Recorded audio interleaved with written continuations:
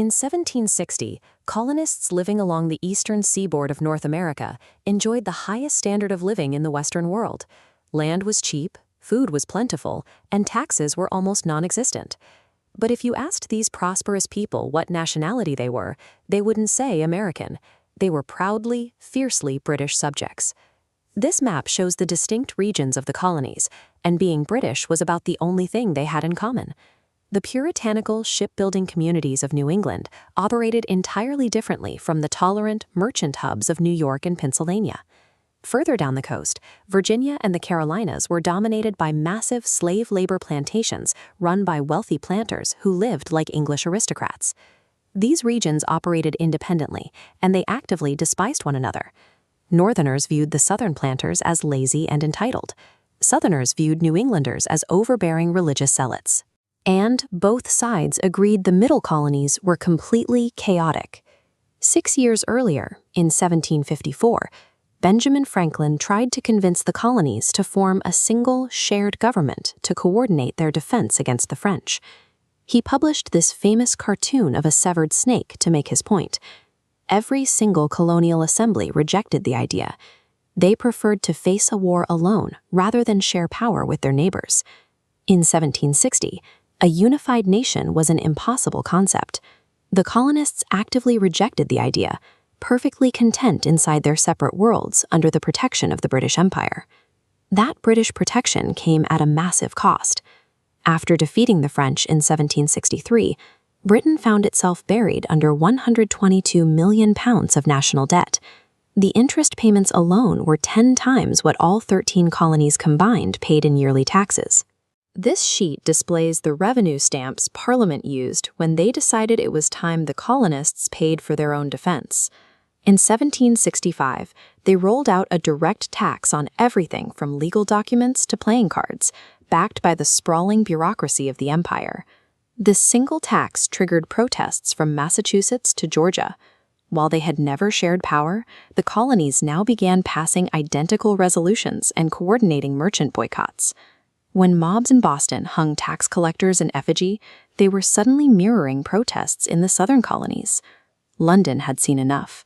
Parliament hit back with the Intolerable Acts, a devastating set of laws meant to starve Massachusetts into submission by closing Boston Harbor and completely stripping the colony of its right to self-government.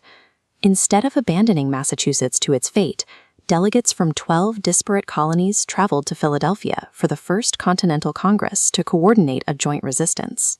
By treating the 13 colonies as a single entity to be squeezed for cash, the British Parliament accidentally handed these bitter rivals the exact thing they needed to cooperate: a shared enemy. The political standoff turned lethal at Lexington and Concord, where British regulars exchanged fire with colonial militias.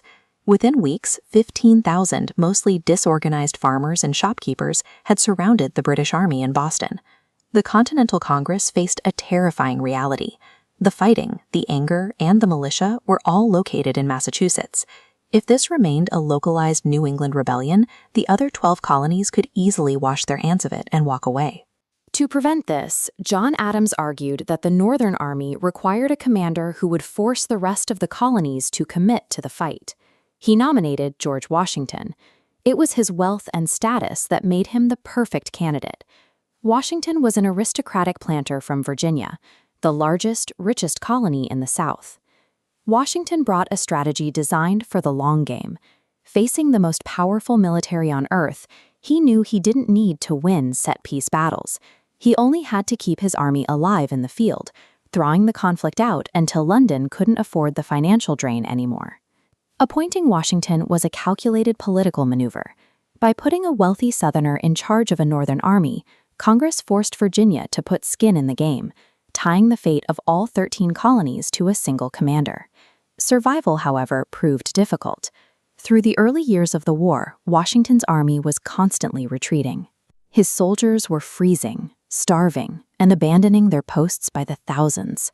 The breaking point arrived at Valley Forge in the winter of 1777. Thousands of men perished in the freezing mud, not from British bayonets, but from widespread disease and relentless exposure to the elements. From that misery emerged discipline. Baron von Steuben, a Prussian military officer, arrived in camp and meticulously drilled these fractured regional militias. He taught them how to march, maneuver, and wield bayonets like a professional European military. The ragged men who marched into Valley Forge walked out as a hardened fighting force. Combined with the arrival of the French Navy, this newly disciplined army eventually trapped Lord Cornwallis at Yorktown, forcing the surrender of 8,000 British soldiers. The Continental Army became the singular place where men from Virginia, Pennsylvania, and Massachusetts lived and died together. In that shared encampment, regional differences began to fade, replaced by a common identity formed through survival. With the war won in 1783, Washington did something unheard of for a victorious military commander. Instead of marching on the capital and seizing dictatorial power, he quietly resigned his commission and went home. But without the British threat to hold them together, the new nation immediately began to crack. Their first attempt at a government, the Articles of Confederation, gave Congress almost no power, and the states immediately went back to behaving like 13 separate countries. The economy nosedived. States printed their own worthless currencies and slapped heavy taxes on their neighbors' goods. When debt-ridden farmers in Massachusetts launched armed uprisings, the central government lacked the power to raise even a single soldier to stop them. This building is Independence Hall in Philadelphia. With the country sliding toward anarchy, delegates returned here in the summer of 1787. The total failure of the previous alliance meant they had to start over from scratch. This is the document they drafted after scrapping the Articles. The Constitution was a political experiment, engineering a federal system designed to strictly balance state independence with a national government powerful enough to keep the country intact. The United States was a deliberate political choice to remain united. They built a system specifically to survive their differences,